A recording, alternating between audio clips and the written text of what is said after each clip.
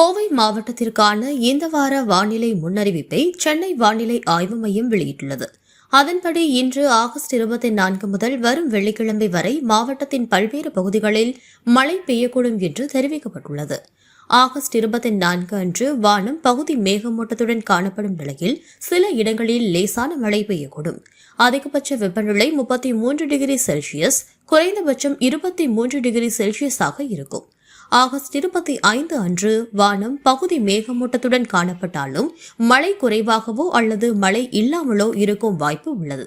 வெப்பநிலை அதிகபட்சம் 32 degree Celsius, குறைந்தபட்சம் 23 டிகிரி செல்சியஸாக இருக்கும்.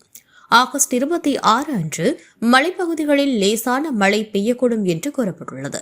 அன்றைய வெப்பநிலை அதிகபட்சம் 32 டிகிரி செல்சியஸ், குறைந்தபட்சம் 23 டிகிரி செல்சியஸாக இருக்கும்.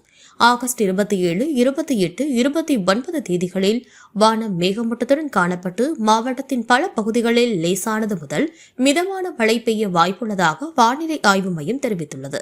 மொத்தத்தில் இந்த வாரம் அதிகபட்சம் 33 டிகிரி செல்சியஸ் வரையும், குறைந்தபட்சமாக 23 டிகிரி செல்சியஸ் வரையும் வெப்பநிலையில் மாற்றம் பதிவு செய்யப்படும் எனவும் சென்னை வானிலை ஆய்வு மையம் தகவல் வெளியிட்டுள்ளது.